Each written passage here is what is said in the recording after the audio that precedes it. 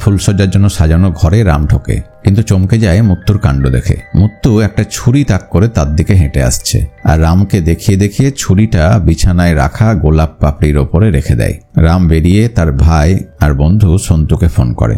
সন্তু দার্শনিকের ভঙ্গিতে বলে, যদি ও গোলাপ পাপড়ির ওপরে ছুরি রাখছে মানে ব্যাপারটা সিরিয়াস। যদি বিড়াল চোখ বন্ধ করে দুধ খায় তো মালিকের কি করা উচিত? চোখ বন্ধ করে নেওয়া উচিত। বুনো বিড়ালকে বুঝিয়ে দে যে মালিক তার থেকেও ঝাঁঝালো বুনো বিড়াল। রাম বলে, ও তাই, আচ্ছা দেখছি। পরদিন সন্ধ্যায় ঘরে অস্থিরভাবে পায়চারি করছে মুত্তু, আর ঘড়ির দিকে তাকিয়ে দেখে 7টা বাজে, মানে তার ড্রিঙ্ক করার সময় হয়ে গেছে। কিন্তু সব সেলফ খুঁজতে থাকে, সে সব জায়গায় খুঁজে দেখে, কিন্তু তার লুকিয়ে রাখা মদের বোতলগুলো কোথাও পায় না। রাম তখন ঘরে ঢোকে, বলে, মুত্তু এসো, কথা আছে। মেজাজ নিয়ে বলে, তোমার ওয়ার্ডরোব খোলো। মুত্তু বলে, কেন? রাম বলে, যা বলছি তাই করো।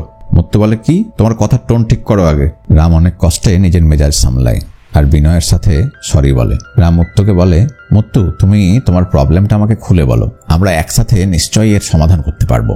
দেখি তোমার হাতটা বাড়াও তো, এই আমার মতন। মুত্তু হাত বাড়ায়, কিন্তু তার হাত কাঁপতে থাকে। রাম বলে, দেখো কিভাবে কাঁপছে। মুত্তু তখন বলে, এটা আমার ড্রিঙ্ক করার সময়, আমি ড্রিঙ্ক না পেলে আমার এরকমই হবে। এটা বলে মুত্তু একটা বোতল বের করে। তখন রাম বলে, এখানে নয়, বাবা নিচে আছে, ওপরে এলেই গন্ধ পাবে, খারাপ ভাববে, চলো তার চেয়ে বাইরে যাই। মুত্তু তখন আনন্দের সঙ্গে রাজি হয়ে যায়। রাম স্মার্ট ওয়াচে ভয়েস কমেন্ট দিয়ে সন্তুকে কল করে, বলে, বন্ধু চল বাইরে ড্রিঙ্ক করতে যাব। রাম সোফায় বসে থাকে, আর মুত্তু রুমে গিয়ে চেঞ্জ করে বাইরে আসে। বলে, রাম ঠিক আছে। তার ছোট পোশাক দেখে রামের মেজাজ গরম হয়ে যায়। তার মনে পড়ে এই একই বিষয়ে শিবানীর সঙ্গে সে কত ঝামেলা করেছে, কিন্তু আজ সে রাগ হজম করে মাথা নাড়িয়ে বলে, ঠিক আছে। এরপরে তিনজনে একটি বারে গিয়ে ঢোকে। কাউন্টারে মুত্তু একের পর এক ড্রিঙ্কসের অর্ডার করতে থাকে। দেখে শুনে রাম আর সন্তু চমকে যায়। সন্তু বলে, আমাদের সবার জন্য অর্ডার করছো? মুত্তু বলে, আরে না না, এগুলো শুধু আমার জন্য। সন্তু ফিসফিস করে রামকে বলে, এ তো মনে হচ্ছে 1 ড্রাম মাল খাবে। এরপর রাম যখন অর্ডার করতে যায় তখন মুত্তু বলে, তোমরাও ড্রিঙ্ক করবে নাকি? রাম হেসে বলে, হ্যাঁ করবো। মুত্তু বলে, তোমরাও যদি ড্রিঙ্ক করো তাহলে ফেরার সময় কার ড্রাইভ করবে কে? তোমাদের ড্রিঙ্ক করতে হবে না, তোমরা শুধু মকটেল নাও। তারা তখন বাধ্য হয়ে সেটাই করে। তারা একদিন শিবানীকে বাধ্য করেছিল মকটেল নিতে, আর আজ তাদেরকেই সেই মকটেল নিয়ে শান্ত থাকতে হচ্ছে। তাদের সামনে গ্লাসের পর গ্লাস চুমুক দিয়ে শিবানী শেষ করতে থাকে আর বকবক করতে থাকে। সব শেষ করে আবার অর্ডার করে। এভাবে মদের নেশায় একেবারে চুর হয়ে যায় মুত্তু।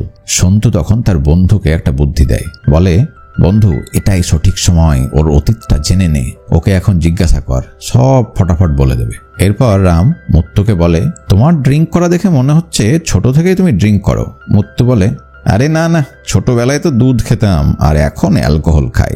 রাম বলে, তো কিভাবে তোমার এই ড্রিঙ্ক করা শুরু হলো যদি আমাদের বলো তো আমরাও একটু জ্ঞান বাড়বে আর কি। নেশার ঘরে মুত্তু তখন বলতে শুরু করে, এসব শুরু হয়েছিল বাবার জন্য। সন্তু আর রাম চমকে ওঠে। সন্তু বলে, তোমার বাবাও এসব খায় নাকি? মুত্তু বলে, আরে না না, কিন্তু ওই হচ্ছে আসল কালপ্রিট। ছোট থেকেই বাবা সেগুলোই করতো যেগুলো আমার পছন্দ ছিল না। আমার নাম রেখেছে মুত্তু লক্ষ্মী। আরে এটা কোনো নাম হলো? একটা ওল্ড ফ্যাশন নাম। আমি মেডিকেলে পড়তে চাইনি, কিন্তু আমাকে বুঝিয়ে সুঝিয়ে জোর করে মেডিকেলে ভর্তি করে দিল। মা পই পই করে বলে দিল বন্ধু বান্ধব যেন না হয়, শুধু যেন স্টাডিতে ফোকাস করি। আমি তাই করতাম। এভাবে আমার কলেজ লাইফটা ভীষণ বোরিং হয়ে গেল। তারপর একদিন অ্যানাটমি ক্লাস, যেদিন আমার সাথে খুব খারাপ হলো। স্যার আমাকে প্র্যাকটিক্যালের জন্য লাশ কাটতে বলে ছুরি দিয়ে। স্যার বলে, মুত্তু সামনে এসো। ছুরি হাতে দিয়ে বলে, এই লাশটা কাটো। আর সেইটা দেখে আমার মাথাটা ঘুরে যায়, আমি অজ্ঞান হয়ে পড়ে যাই। জ্ঞান ফিরলে স্যার বলেন, তুমি নিজেই যদি অজ্ঞান হয়ে যাও তো পেশেন্টকে কে দেখবে? আরে মৃত মানুষ দেখে যদি এত ভয় পাও তো কিভাবে তুমি ডাক্তার হবে? তুমি জ্যান্ত মানুষকে কাটবে কিভাবে? সকলেই হেসে ওঠে। মুত্তু তার বাবাকে কল করে। তার বাবা তাকে বোঝায়, আরে মানুষ অসুস্থ হলে কার কাছে যায়? ডাক্তারের কাছে।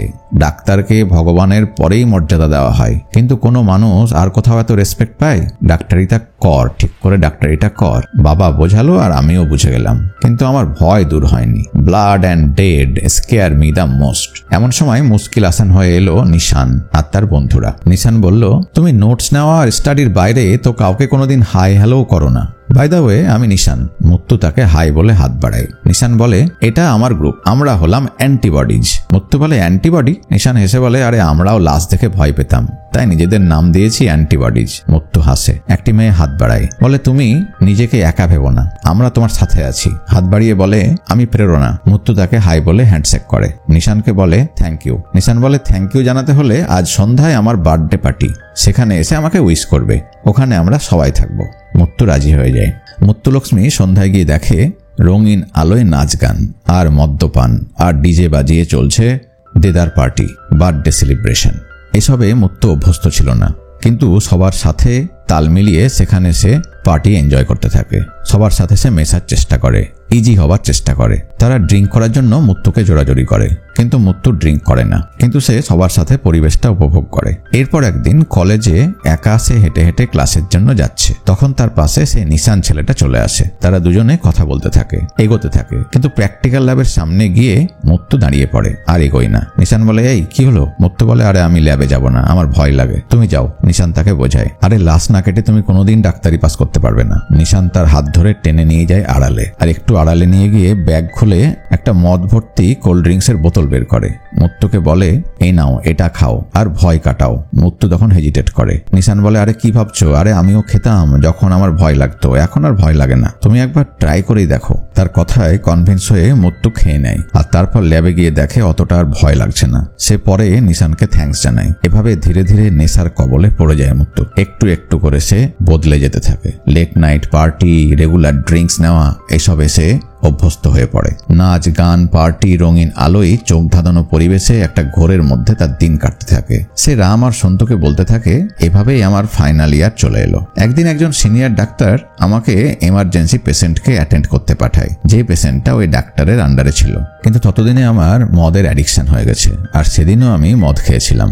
আমার হাত কাঁপছিল, আমি ঠিক করে তার মূত্রথলির ক্যাথেটার পাইপটা লাগাতে পারছিলাম না। আরেকটু হলেই সেই পেশেন্টের ব্লাডার ফেটে মারা যেত, কিন্তু শেষ মুহূর্তে সেই সিনিয়র ডাক্তার এসে আমাকে বাঁচিয়ে দেয়, কিন্তু আমি অজ্ঞান হয়ে পড়ে যাই। তখন সেই সিনিয়র ডাক্তার আর অন্য স্যাররা জানতে পারেন যে আমি আসলে সেদিন অ্যালকোহল খেয়েছিলাম, আর অ্যালকোহল খেয়ে পেশেন্ট দেখতে গেছিলাম। তারা আমাকে কলেজ থেকে রাস্টিকেট করে দেয়। আমার ডাক্তার হওয়া আর হলো না। আমার বাবা মাও আমার অ্যালকোহল অ্যাডিকশনের ব্যাপারে জেনে গেল। আর আমাদের দেশে বাবা মারা কি করে, যখন দেখে ছেলেমেয়েরা বকে গেছে, তখন ঠিক করার জন্য তাদের সহজ পথ হলো বিয়ে দিয়ে দাও। আমারও তাই করলো। আমার বাবা মা আমার জন্য তোমাকে ঠিক করলো, আর তোমার সাথে আমার বিয়ে হয়ে গেল। তোমার আগে কোনো পাত্র দেখতে এলেই তাদের সামনে মদ খেয়ে ওদেরকে আমি ভাগিয়ে দিতাম, কিন্তু তুমি তো দেখতেই আসনি, আর তোমার মা একটা বিয়ে বাড়িতে আমাকে দেখে পছন্দ করে নেয়, আর তুমি তোমার মায়ের কথা রাখতে আমাকে বিয়ে করলে। আমি আর সুযোগ পেলাম না তোমাকে না বলার। রাম বলে, সব শুনলাম, বুঝলাম। তোমার ড্রিঙ্কিং হ্যাবিটের জন্য কলেজ তোমায় রাস্টিকেট করেছে। এখান থেকে তুমি কি শিক্ষা নিয়েছ? মুত্তু বলে, হ্যাঁ শিখেছি তো। লাশ কাটতে গেলে হুইস্কি খেয়ে নিতে হয়, কিন্তু জ্যান্ত মানুষ কাটতে গেলে হুইস্কি খেতে হয় না। আমি ওই দিন যদি বিয়ার খেতাম তাহলে আমি রাস্টিকেট হতাম না। এটাই আমি শিক্ষা পেলাম। বারের ওয়েটার তাদের কাছে এসে বলে, স্যার বার ক্লোজ করার টাইম হয়ে গেছে। তারা কোনো রকমে মুত্তুকে ধরাধরি করে গাড়িতে উঠিয়ে বাড়ি নিয়ে আসে। চুপি চুপি বাড়িতে ঢোকে তারা। রাম আর সন্তু খুব চেষ্টা করে যাতে রামের বাবা এসব জানতে না পারেন, কিন্তু রাম ঘরে ঢোকার আগেই দেখে তার বাবা সামনে দাঁড়িয়ে। নেশার ঘরে মুত্তু তখন পাগলের মতো হাসে, হাত জোর করে বলে, পূজনীয় বাবা মিস্টার সিদ্ধেগৌড়া। তার মুখ চেপে ধরে রাম থামাতে চেষ্টা করে, কিন্তু এক ঝটকায় মুত্তু তার হাত সরিয়ে দেয় আর বলতে থাকে, বাবা তোমাকে একটা সাজেশন দেব, তুমি তোমার এইসব কাপড় খুলে মাথার পেছনে বেঁধে নাও, এই এমনি করে বলে নিজের হাতটা মাথার পেছনে নিয়ে দেখায়। তাহলেই তোমাকে সুপারম্যান লাগবে। এরপর তুমি টেরেসে যাও, সেখান থেকে সাই করে একটা লাফ দাও, তারপর দেখো কি হয়। তাই না রাম, ঠিক বলছি না? রাম মুত্তুকে টানতে টানতে নিয়ে চলে যায়। সন্তু পালানোর চেষ্টা করে, কিন্তু রামের বাবা তাকে ডাক দেয়, বলে, এই এদিকে আয়, তোরা এসব কখন জানলি? সন্তু বলে, বিয়ের দিন। রামের বাবা বলেন, তো আমাকে জানালি না কেন? সন্তু বলে, জানানোর তো অনেক চেষ্টা করেছিলাম, তোমাকে কতবার বললাম গন্ধ শোকো গন্ধ শোকো, তুমি তো আমায় ভাগিয়ে দিলে, কোনো কথাই তো শুনলে না সেদিন, বললে পচা আপেলের গন্ধ। রেগে মেগে সিদ্ধগৌড়া সে মুত্তুর বাবাকে কল করে। সে তখন ঘুমাচ্ছে। সিদ্ধগৌড়া মেজাজ নিয়ে বলে, এভাবে মেয়েকে বড় করেছেন, সব সত্য গোপন করেছেন কেন? এভাবে বিয়ে দিয়ে দিলেন? মুত্তুর বাবা বলে, আরে এখন আর কেঁদে কি হবে, যা হওয়া তা তো হয়ে গেছে, এখন মেনে নাও, গুড নাইট বলে ফোনটা কেটে দেয়। সিদ্ধগৌড়া আরো রেগে যায়। কিছুক্ষণ পরে সে ওপরে গিয়ে রামের সাথে কথা বলতে যায়, কিন্তু গিয়ে দেখে রাম তার বউয়ের বমি পরিষ্কার করছে। সিদ্ধেগৌড়া বলে, আরে কি করছিস সব, ওকে এক লাথ মেরে বাইরে বের করে দে। রাম শান্ত স্বরে বলে, বাবা ও আমার বউ, এসব আমার দায়িত্ব, তুমি যাও। তার বাবা গজগজ করতে থাকে, আমি কি এজন্যই ছেলেকে বড় করেছিলাম যাতে এক মাতালকে বিয়ে করে তার বমি পরিষ্কার করতে হয়? ওকে ছুঁড়ে ফেল। রাম তখন শান্ত স্বরে বলে, বাবা তুমি যখন বমি করতে তখন মা কি তোমাকে ছুঁড়ে ফেলার কথা বলতো না ভাবতো? মা তো সব পরিষ্কার পরিচ্ছন্ন করে তোমাকে যত্ন করত, তোমাকে ঘুম পাড়িয়ে দিত। রামের বাবা বলে, এই বুড়বাক, পুরুষ আর নারী এক হলো? দুজনের জন্য নিয়ম আলাদা। রাম বলে, দুজনেই মানুষ বাবা। রামের বাবা বিরক্ত হয়ে বলে, তোর কপাল পোড়া, যা পচে মর। পরদিন সকালে রাম বাবার সাথে দেখা করতে গেলে তার বাবা তার পার্সটা চায়, বলে, দে তোর পার্সটা দে। তার বাবা রামের পার্সে একটা ভিজিটিং কার্ড ঢুকিয়ে দিয়ে বলে, এই নে উকিলের ফোন নাম্বার, যখন তুই ফ্রি থাকবি তখন কল করবি, ডিভোর্সের জন্য উকিলের সঙ্গে কথা বলে নিবি। রাম বলে, বাবা এর কোনো দরকার নেই, ওর সঙ্গে তুই বাস করবি কিভাবে? রাম বলে, বাবা মা কি তোমার সঙ্গে বাস করতো না? সবাই একদিন চেঞ্জ হয়ে যায় বাবা, আমাদের আস্থা রাখতে হবে, আমাদের ধৈর্য রাখতে হবে। এক সময় মানুষ ঠিকই বদলে যায়। এমন সময় মুত্তু সেখানে আসে, বলে, আমার মাথা ধরেছে, কফি বানাবো, তোমরা কি কেউ খাবে? রামের বাবা বলেন, হ্যাঁ আমার জন্য 1 কাপ। রাম কিচেনে যায়, বউকে বলে, গতকাল রাতের কথা তোমার মনে আছে? মুত্তু বলে, না তো, কেন, কি হয়েছিল রাতে? তুমি যখন কলেজ থেকে রাস্টিকেট হয়েছিলে তোমার কি খারাপ লেগেছিল? মুত্তু বলে, তুমি কি করে জানলে? রাম বলে, কেন, তুমিই তো বলেছ। তোমার কি খারাপ লেগেছিল নাকি খুব আরাম পেয়েছিলে এটা ভেবে যে তোমাকে আর মেডিকেল পড়তে হবে না? মুত্তু বলে, আমি যখন রাস্টিকেট হলাম তখন আমি এর মূল্য টের পেয়েছিলাম, এখন আর ভেবে কি হবে। রাম এরপর তাকে তার মেডিকেল কলেজে নিয়ে যায়। মুত্তু খুব খুশি হয়, সে বলে, এই তো আমার কলেজ। তারা ক্যাম্পাসটা ঘুরে ঘুরে দেখে। মুত্তু খুব খুশি হয়, বলতে থাকে, আর 6 মাস সিরিয়াসলি পড়তে পারলেই আমার মেডিকেলটা কমপ্লিট হয়ে যেত। রাম তখন মুত্তুকে একটা কাগজ দেয়। মুত্তু বলে, কি এটা? রাম বলে, এটা তোমার রিঅ্যাডমিশনের রিসিপ্ট। মুত্তু তখন অবাক হয়ে যায়, বলে, এই কলেজ ম্যানেজমেন্টটা খুব স্ট্রিক্ট, তুমি কিভাবে ওদেরকে কনভিন্স করলে? ফ্ল্যাশব্যাকে দেখানো হয় যে রাম কিভাবে ম্যানেজমেন্টকে বুঝিয়েছে।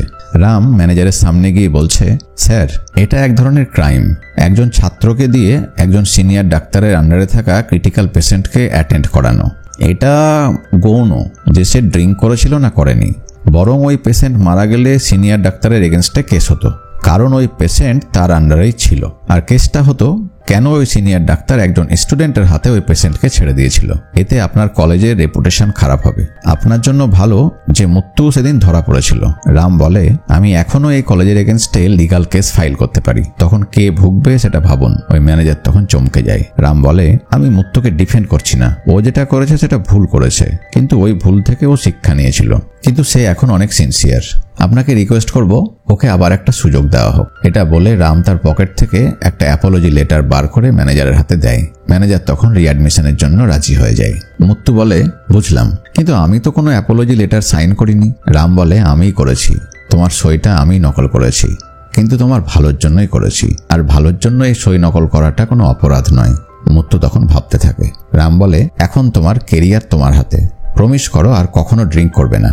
মুত্তু বলে, হ্যাঁ, কলেজে আর ড্রিঙ্ক করব না। মুত্তু এরপর আবার কলেজে পড়া শুরু করে। রাম তাকে রেখে আসে, আবার ছুটির সময় নিয়ে আসে, ভাবে তাদের চলতে থাকে। রাম মুত্তুকে বলে, মুত্তু অল দ্য বেস্ট। মুত্তু হেসে বলে, থ্যাংক ইউ। ধীরে ধীরে তাদের সম্পর্কের উন্নতি হয়। তারা এদিক ওদিক ঘুরে বেড়ানো, নাচ গান এসবের মধ্যে তাদের দিন কাটতে থাকে। দুজনে দুজনের কাছাকাছি আসে, তাদের মধ্যে নেগেটিভিটি অনেক কমে আসে। মুত্তু ভালোভাবে পড়ায় মন দেয়। তাকে পড়ায় বিজি দেখে রাম নিজেই সবজি কেটে বাসনকোসন মেজে নিজেই রান্নাবান্না করতে থাকে। কিন্তু এক সন্ধ্যায় রাম আবার হতাশ হয়, দেখে মুত্তু আবার মদের বোতল নিয়ে বসে পড়েছে। রাম বলে, তুমি আবার শুরু করেছো? আমি তোমার কলেজে ভর্তির ব্যবস্থা করলাম যাতে তুমি এসব থেকে বেরোতে পারো, কিন্তু তুমি আবার ড্রিঙ্ক করছো। রাম শান্ত স্বরে বোঝানোর চেষ্টা করে, পজিটিভ ভাবো মুত্তু, ইচ্ছে থাকলেই উপায় হয়।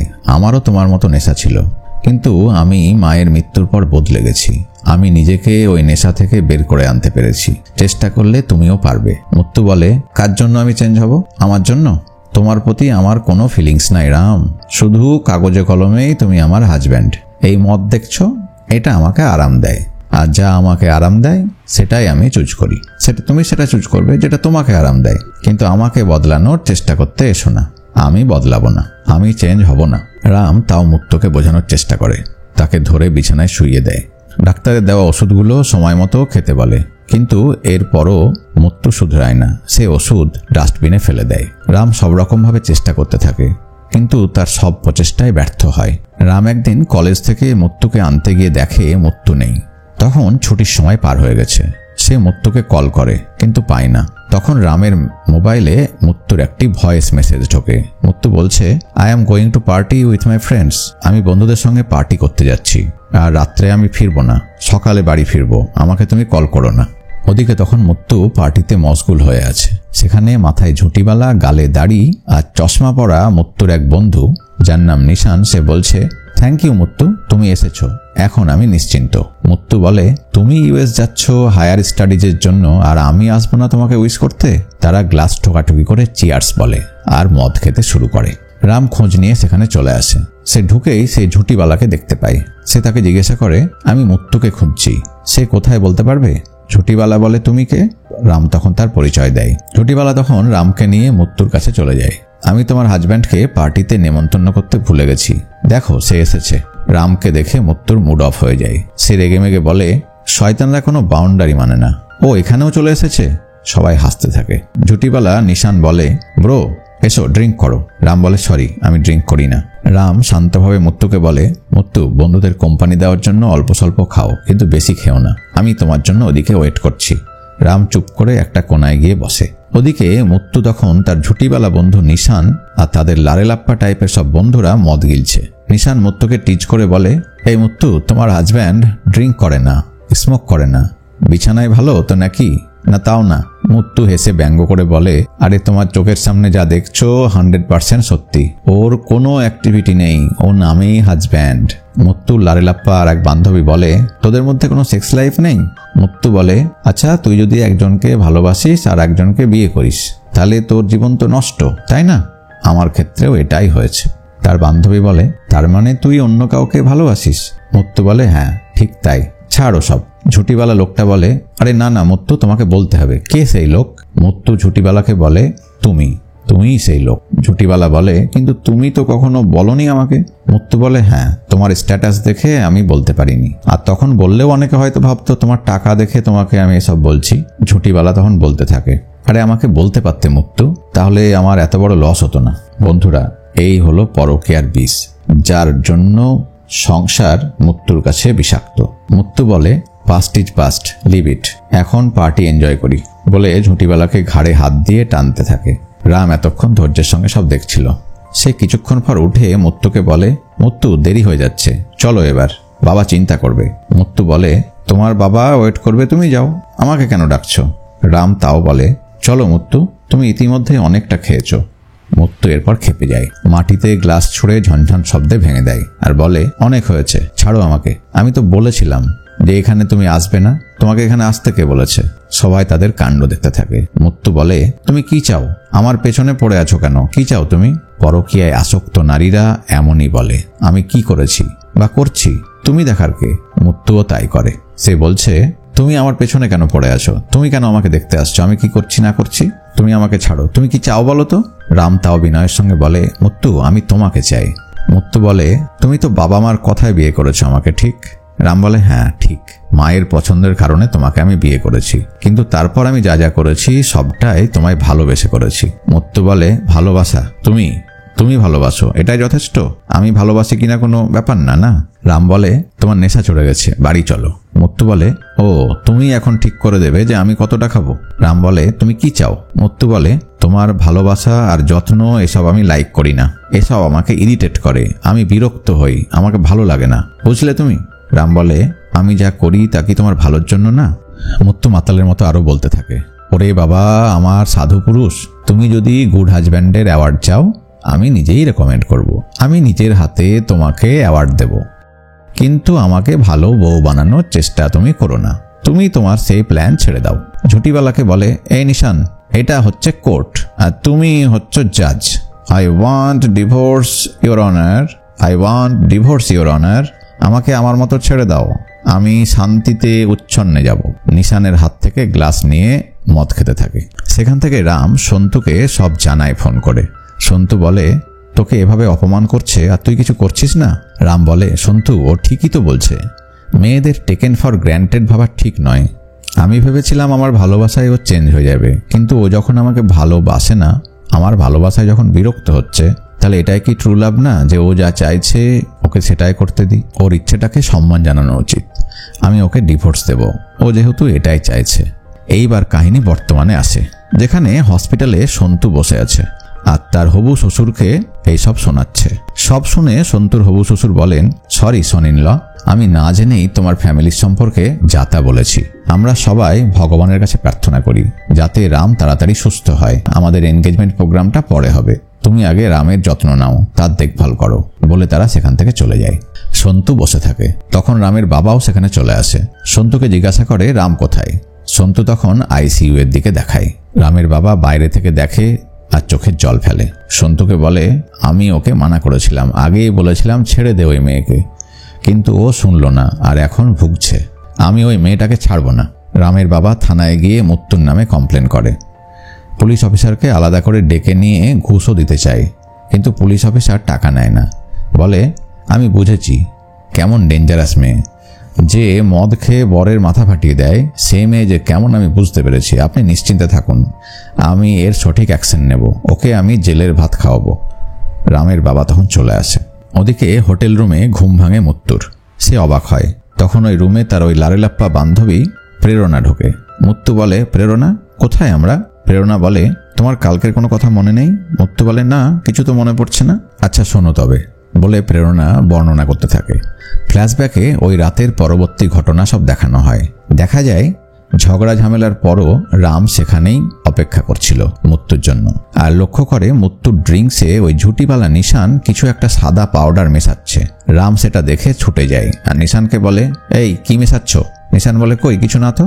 রাম বলে, আমি তোমাকে মেশাতে দেখলাম, তুমি বলো জিনিসটা কি। নিশান বলে, আরে খুব কমন ড্রাগ ব্রাদার, পার্টিতে এসব চলে, আর এটা একটা ট্যাবলেট, এটা নেশাটা একটু ভালো ধরে। রাম তখন বুঝে যায় এটাই সে ড্রাগ যার নেশায় কলেজ লাইফ থেকে মুত্তু ধীরে ধীরে নষ্ট হয়েছে আর স্লো পয়জনিং এর শিকার হয়েছে। সে নিশানকে জিজ্ঞাসা করে, মুত্তু জানে তুমি এটা মেশাও? নিশান বলে, না ব্রো, ও এটা জানে না। রাম তখন ঠাস করে নিশানের গালে একটা চড় কষায় আর তারপর কলার ধরে বলে, ড্রাগ কেন খাইয়েছিস ওকে? তুই ওর জীবনটা শেষ করে ফেলেছিস। নিশান এবার রামকে ধাক্কা দেয়, বলে, শালা কুত্তা, আমাকে মারবি? দুজনের মারপিট লেগে যায়। মুত্তু দেখতে থাকে। রাম এক চড়ে নিশানকে মাটিতে ফেলে দেয়। তখন খেপে গিয়ে টলতে টলতে মুত্তু এক ওয়েটারের ট্রে থেকে একটা মদের বোতল তুলে নেয় আর রামের মাথা লক্ষ্য করে ছুঁড়ে মারে।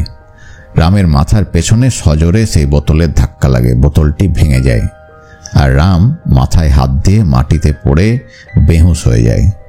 তার মাথা থেকে রক্ত ঝরতে থাকে। এটাই সেই দৃশ্য যেটা একেবারে শুরুতে দেখানো হয়েছিল। এতক্ষণ সব শুনে মুত্তু বুঝতে পারে যে কত বড় ভুল সে করে ফেলেছে নেশার ঘরে। এরপর তাদের রুমে নিশান ঢোকে। মুত্তু রেগে বলে, নিশান, তোমাকে আমি বন্ধু ভাবতাম আর তুমি আমাকে ড্রাগ দিতে, তাও আমাকে না জানিয়ে। কালকেও তুমি আমার ড্রিঙ্কে ড্রাগ মেশাচ্ছিলে। নিশান বলে, এই মুত্তু, কাম ডাউন, কাম ডাউন। আরে আমি সামান্য ড্রাগ মিশিয়েছি যাতে পার্টিতে সবাই একটু ভালোভাবে এনজয় করে। আরে আমি বুঝিনি তুমি এতে অ্যাডিক্ট হয়ে যাবে। মুত্তু বলে, এখন রাম কোথায়?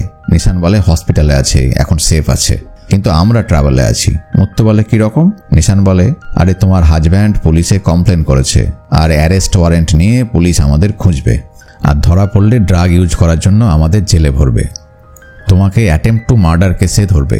মুত্তু বলে, তাহলে এখন আমরা কি করব? ওদিকে হসপিটালে রাম অনেকটাই সুস্থ হয়ে যায়।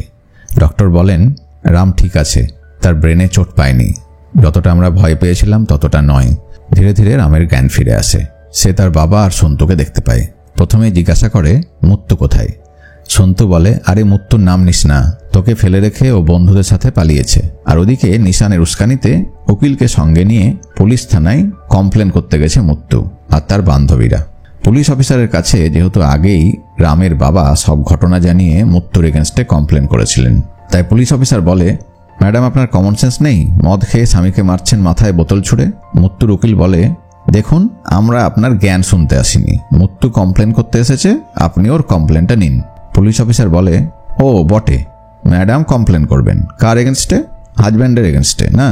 নিশান বলে, হ্যাঁ, ওর হাজব্যান্ডের এগেনস্টে। ওর হাজব্যান্ড একজন হতাশাগ্রস্ত লোক আর মুত্তুকে ও একদমই বিশ্বাস করে না। 24 ঘন্টা ওকে নজরে নজরে রাখে। ও মুত্তুকে কথায় শারীরিকভাবে আর মানসিকভাবে অনেক টর্চার করে। কাল ওর হাজব্যান্ড বিনা ইনভিটেশনে আমাদের পার্টিতে ঢুকে পড়েছিল আর ঝগড়া লাগিয়ে দিয়েছিল। আমার সঙ্গে লড়াই করে, আমাকেও মার্ডার করার চেষ্টা করেছিল। পুলিশ অফিসার বলে, দেখুন, ভিকটিম কার্ড খেলার চেষ্টা করবেন না। আপনার অভিযোগের কোনো প্রমাণ আছে? নিশান বলে, হ্যাঁ, আমরা সবাই সাক্ষী আছি। স্যার, এটা ওমেন হ্যারাসমেন্টের কেস। পুলিশ অফিসার বলে, হ্যাঁ, কিন্তু সব তো আপনারাই বলছেন, ম্যাডাম তো চুপ করে আছে। উকিল তখন বলে, ও এখন ভয়ে সন্ত্রস্ত হয়ে আছে। কাল রাতে ও ভয়ে লুকিয়েছিল। আমি কোর্টরুমে সব প্রমাণ করে দেব। এখন আমাদের কমপ্লেনটা রেজিস্টার করুন। তখন নিশান মুত্তুকে নিয়ে থানার রেজিস্ট্রারের কাছে যায়। রেজিস্ট্রার বলে, বলুন ম্যাডাম, কি টাইপ করব? মুত্তু কিন্তু চুপ করে থাকে। নিশান তখন বলে, ওকে ছাড়ুন, আমি বলছি, আপনি টাইপ করুন। নিশান বলতে থাকে, আমার হাজব্যান্ড রাম একজন শয়তান লোক। মুত্তুর তখন মনে আসতে থাকে যে তার হাজব্যান্ড কতটা কেয়ারিং। তার জন্য সে যখন পড়াশোনা করত তখন তার সামনে কফি এগিয়ে দিত, তার জন্য রান্না করত। নিশান বলতে থাকে, আমার হাজব্যান্ড খুবই সন্দেহবাতিক, আমাকে কোনো পুরুষের সাথে কথা পর্যন্ত বলতে দেয় না। মুত্তু অনুভব করে যে এটা কত বড় মিথ্যা। তার মনে পড়ে তাকে বিশ্বাস করে রাম কলেজে রিঅ্যাডমিশনের ব্যবস্থা করেছিল। নিশান আরও বলে, ও আমাকে রোজ 5 টাকার জন্য টর্চার করে। মুত্তুর মনে পড়ে যে টর্চার রাম নয়, বরং সে কিভাবে মদের বোতল ছুঁড়ে গতকাল রাতে রামের মাথা ফাটিয়ে দিয়েছে। নিশান আরও ঝুড়ি ঝুড়ি মিথ্যা অভিযোগ টাইপ করিয়ে নেয়। টাইপ করা শেষ হলে মুত্তুকে বলে, নাও এবার এটা সাইন করো। মুত্তু কিন্তু সাইন করে না, চুপ করে বসে থাকে। নিশান তাকে তাড়া দেয়, আরে মুত্তু, কি ভাবছো, সাইন করো। মুত্তু সাইন করতে যায়, কিন্তু তার হাত কাঁপতে থাকে, সে সাইন করতে পারে না। এত বড় মিথ্যা অভিযোগে সে সাইন করতে পারে না। তখন নিশান পেনটা তুলে নেয় আর সাইন করে দেয় মুত্তু লক্ষ্মী। নিশান বলে, আরে নিজেদের বাঁচানোর জন্য যাকে পছন্দ করো না তার ঘাড়ে দোষ চাপালে কোনো ভুল নেই, তাই তোমার সইটা করে দিলাম। মুত্তুর মনে পড়ে রামও তার সই নকল করেছিল, কিন্তু সেটা তার ভালোর জন্য, তার রিঅ্যাডমিশন করানোর জন্য। আর আজ নিশান ওর সই নকল করছে একজনকে মিথ্যা অভিযোগে ফাঁসানোর জন্য। দুজনের মধ্যে ফারাকটা সে উপলব্ধি করে। মুত্তু একটু ভেবে চিঠিটা তুলে নেয় আর কুচি কুচি করে ছিঁড়ে ছুঁড়ে ফেলে দেয়। এরপর ছুটে পুলিশ অফিসারের কাছে যায়, গিয়ে বলে, স্যার 1 মিনিট। পুলিশ অফিসার বলে, হ্যাঁ বলুন। মুত্তু বলে, স্যার, গতকাল রাতে পার্টিতে আমি নেশা করেছিলাম আর আমি আমার হাজব্যান্ডের মাথায় বোতল ছুঁড়ে মেরেছিলাম। এর জন্য আর কেউ দায়ী না, আমি সারেন্ডার করছি। নিশান বলে, মুত্তু কি করছো?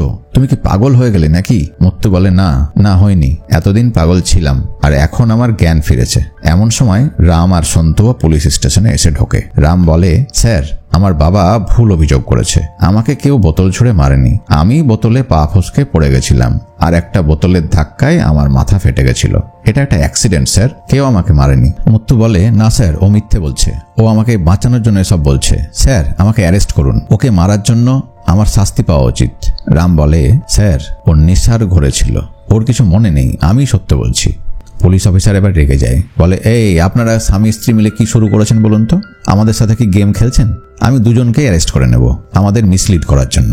দেখুন, আপনারা স্বামী স্ত্রী বসে আগে ঠিক করুন যে কি বলতে চান, তারপরে আমায় বলবেন। পুলিশ অফিসার এটা বলে ভেতরে চলে যায়। মুত্তু রামের কাছে গিয়ে বলে, গতকাল রাতে কি ঘটেছিল আমি সবটাই জানি, আমি খুব খারাপ মেয়ে, আমাকে কেন বাঁচাতে চাও? রাম বলে, তুমি অস্বস্তিকর কিছু বলো না, আর তুমি ডিভোর্স চেয়েছিলে তো, এই নাও, ডিভোর্স পেপারে আমার সাইন করা আছে। তুমি আমার থেকে মুক্তি চেয়েছিলে, এই নাও, তোমাকে আমি মুক্তি দিলাম। একটা ডিভোর্স পেপার সে মুত্তুকে দিতে যায়। মুত্তু বলে, রাম, তুমি আমাকে এভাবে বাঁচাতে চাইছো? মুত্তুর চোখ ভিজে যায়, বলে, আই অ্যাম সরি রাম, আমি ডিভোর্স চাই না Ram, I am really sorry. আমি জানি তুমি বেটার ডিজার্ভ করো, কিন্তু আমি স্বার্থপরের মতো চাইছি আজ রাম, বলে মুত্তু রামের হাত চেপে ধরে। প্লিজ আমাকে ছেড়ে দিও না, আমি ডিভোর্স চাই না, আমি তোমাকে চাই। আমাকে একটা সুযোগ দাও, সব কিছু ঠিক করার, তোমাকে আবার ভালোবাসার সুযোগ দাও রাম, প্লিজ। আমি শপথ করছি আর কখনো ড্রিঙ্ক করব না, please, I will never drink again. বলতে বলতে কাঁদতে কাঁদতে হাঁটু গেড়ে মেঝেতে বসে পড়ে মুত্তু আর রামের হাত ধরে কাঁদতে থাকে। কাঁদতে কাঁদতে বলে, প্লিজ রাম, আমাকে ক্ষমা করে দাও। রামের বাবা তখন সেখানে এসে পৌঁছায়। কাণ্ড দেখে রেগে যায়, রামকে এক ধমক দিয়ে দূরে সরিয়ে দেয় আর বলে, এই ছাড়োকে। আর মুত্তুকে বলে, কাঁদলেই এখন আমরা সব ভুলে যাব না, কি করেছো আমার ছেলের সাথে, আমার মনে নেই? রামকে বলে, এই ওর কান্নায় ভুলিস না। রাম তখন সন্তুর কাছে গিয়ে তার পকেট খুঁজতে থাকে। সন্তু বলে, এই কি খুঁজছিস? রাম তখন সন্তুর প্যান্টের পকেট থেকে সন্তুর এনগেজমেন্ট রিংটা বের করে নেয়। সন্তু ওদিকে হাঁ করে ওঠে, এই ওটা আমার এনগেজমেন্ট রিং, আমি আমার বউকে পড়াবো। কিন্তু সন্তু চিৎকারে কান্না দিয়ে রাম ধীরে ধীরে মুত্তুর কাছে যায়, বলে, আমি তোমার কাছেই বেস্ট হাজব্যান্ডের অ্যাওয়ার্ডটা চাই, তুমি কি দেবে আমাকে? মুত্তু আনন্দে কেঁদে ফেলে। রাম মুত্তুর আঙুলে রিংটা পরিয়ে দেয়। মুত্তু রামকে জড়িয়ে ধরে। নিশানও এতে অভিভূত হয়ে যায়। এই ভালোবাসা দেখে নিশান আর তার বন্ধুরাও অবাক হয়। তারা সকলেই এটাকে সম্মান জানায় আর সকলেই হাততালি দিতে থাকে। কিন্তু রামের বাবার রাগ কমে না। সে পুলিশ অফিসারকে বলে, স্যার, এই মেয়ে আমার ছেলেকে মেরেছে, ওর মাথা ফাটিয়েছে, ওকে অ্যারেস্ট করুন। রাম শান্ত স্বরে তার বাবাকে বলে, বাবা, যারা ড্রিঙ্ক করে উল্টোপাল্টা কাজ করে তাদের যদি অ্যারেস্ট করতে হয় তাহলে আমাদের দেশের অর্ধেক পুরুষই জেলে ভরা থাকবে। তোমার অতীতকে মনে করাবো? তুমি মদ খেয়ে মায়ের সাথে কি করতে, কতবার মারধর করেছ? বাবা, পুরুষ মানে কি জানো? বাবা, আসলে পৌরুষত্ব এটা নয় যে মেয়েদের ওপরে জোর খাটানো, তাদের ওপরে দাপট দেখানো আর শুধু সেবা করতে বলা। এমন পৌরুষত্বকে ধিক্কার। মেয়েরা পুরুষকে ভালোবাসে, যত্ন করে, স্যাক্রিফাইস করে, আর পুরুষের উচিত তার দ্বিগুণ ভালোবাসা, দ্বিগুণ যত্ন তাদের ফিরিয়ে দেওয়া। তাই মা যতদিন বেঁচে ছিল ততদিন আমার মনে হয় না বাড়িতে কোনো পুরুষ ছিল, না তুমি না আমি। আমরা কখনোই মাকে কোনো ভালোবাসা ফিরিয়ে দিইনি। তুমি দিয়েছ। মা মারা যাবার পরে আমি পুরুষ হয়েছি, আমি শিখেছি। তুমিও বদলে যাও বাবা। রামের বাবা রামকে সাবাসি দেয় আর সেখান থেকে চলে যায়। পরদিন বাড়িতে ঘুমের ঘরে রাম তার মাকে স্বপ্নে দেখতে পায়। তার মা তাদের মঙ্গল কামনায় পুজোর থালা হাতে চলে এসেছে আর তার মা তাকে বলছে, উঠে পড়ো, রেডি হও। রামের ঘুম ভেঙে যায়। সে চমকে উঠে পড়ে আর সামনে দেখে তার বউ মুত্তু। মুত্তু বলে, হ্যাপি বার্থডে রাম। মুত্তু রামের জন্মদিনে তাকে উইশ করে। রাম বলে, মাকে আজ স্বপ্নে দেখলাম। মুত্তু বলে, ও বাহ, খুব ভালো, চলো আমরা নিচে যাই, সকলে আমাদের জন্য ওয়েট করছে। নিচে গিয়ে রাম অবাক হয়। মুত্তু ডাকে, বলে, বাবা কই তুমি, এদিকে এসো। রাম অবাক হয়ে দেখে তার বাবা ট্রেতে পায়েসের বাটি সাজিয়ে নিয়ে এসেছে। বলে, রাম, তোর মা বেঁচে থাকলে এই ডিশটা তোর জন্য বানাতো, আজ আমি বানালাম।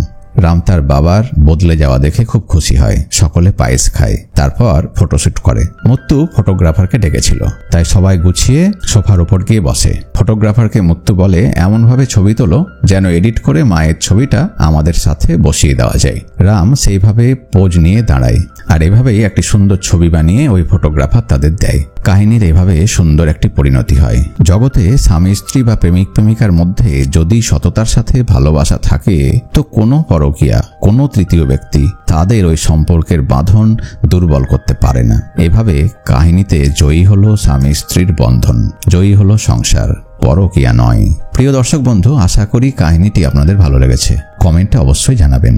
ভিডিওটা শেয়ার করে বন্ধুদের মানুষে মানুষে ভালোবাসার মূল্য বোঝাতে, উপলব্ধি করতে সাহায্য করুন। অনেক অনেক শুভেচ্ছা রইল। খুব ভালো থাকুন সকলে।